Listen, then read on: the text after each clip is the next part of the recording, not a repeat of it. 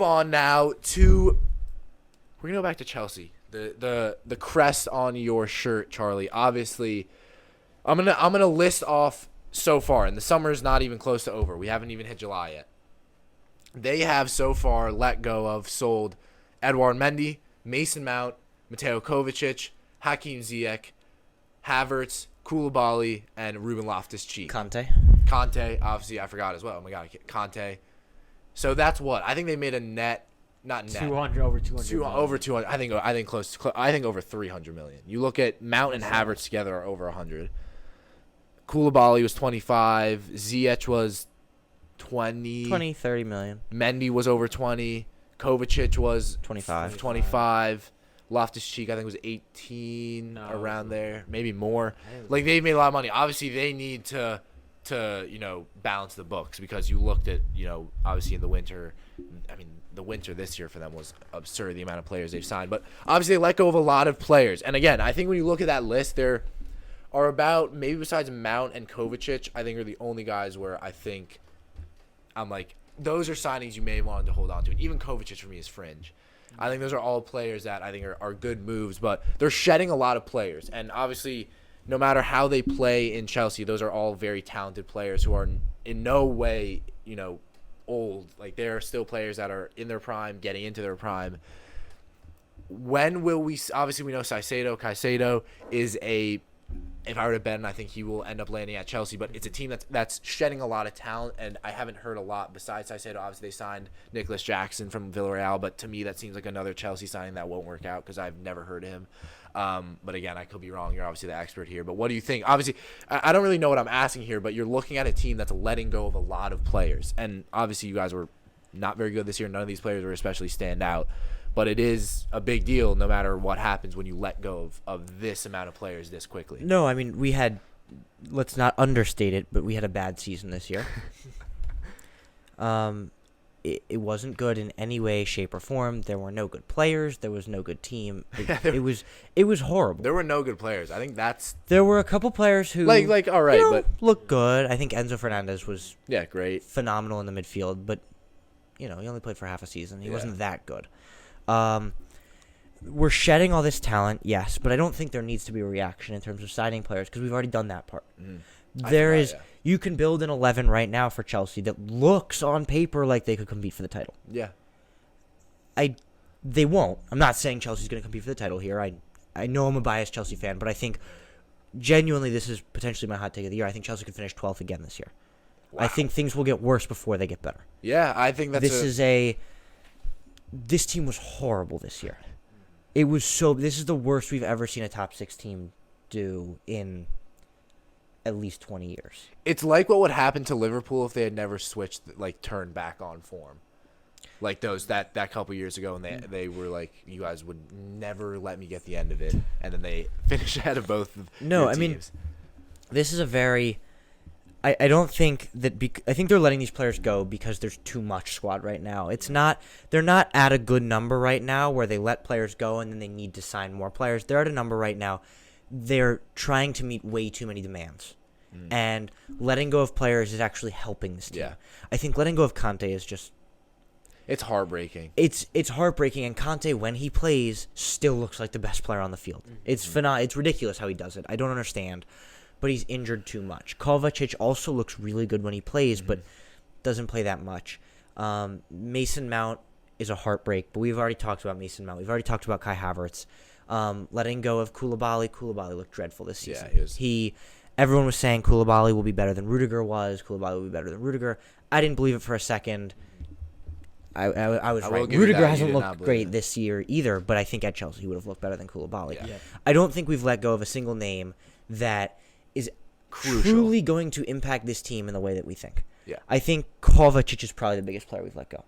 I think Mount is. I think he's looked really good in the midfield, but we had this season too many players to the point where there was just no fluidity and decency in the locker room because some players were playing on Wednesday and then it was a totally different team come Saturday. I mean, you couldn't register players for the Champions League. Players weren't getting registered. Yeah. Badiashile, who looked pretty good. I think Badiashile was a great signing. Wasn't registered for the Champions League. David Detro Fofana, who we signed, did not play minutes. Nani Madueke, who looked like one of our best signings when he played, barely played. Mm-hmm.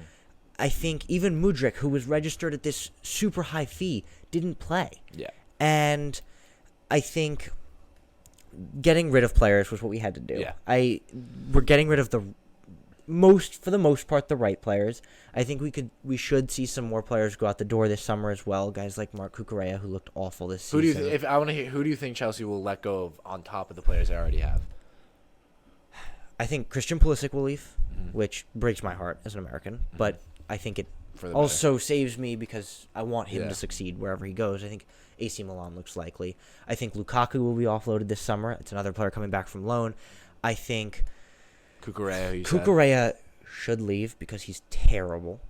I think Azpilicueta will most likely leave. I'm pretty sure. I think we should let go of Kepa. I think we should sign a new goalkeeper. Possibly Andre Onana would fit really well. I think we could see a lot more players leave this summer. I think there will be no end. There's always one more who could leave. And then, need be, we just sign more players. I mean, we forgot, much they've done it. You have Nkunku coming in and Malo Gusto coming in. Yep. Nkunku, I think, is a great signing. That's your Havertz Mount replacement, Ziyech replacement in one. Like, he's fantastic. Yeah. The Gusto doesn't.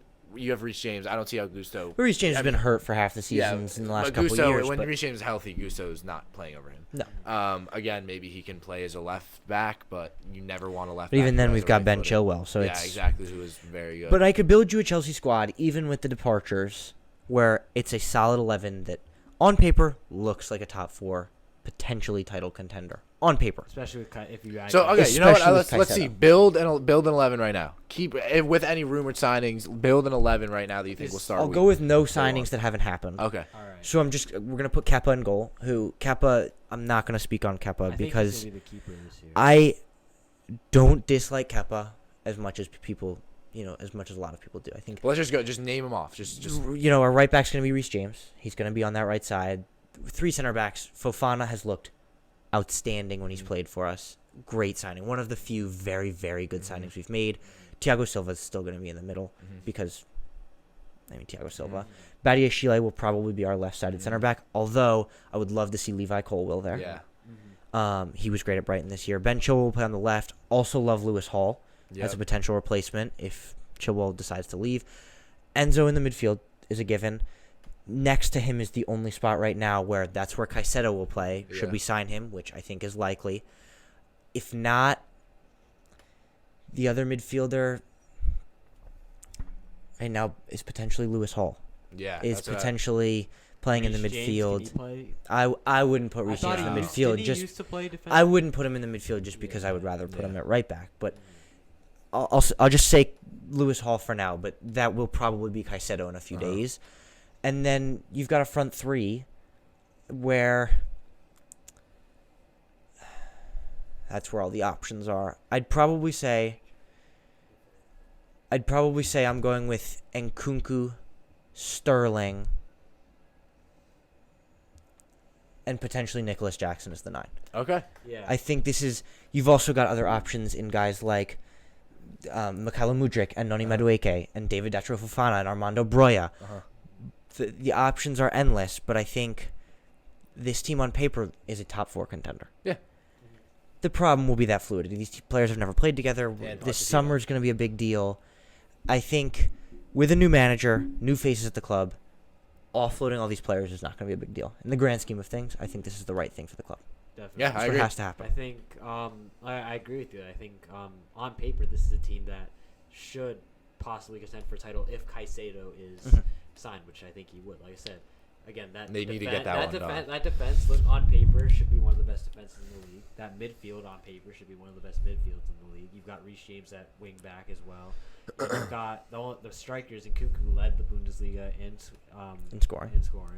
Nicholas Jackson, someone who has potential, but obviously the Chelsea is obviously give or take could go well, could not, but.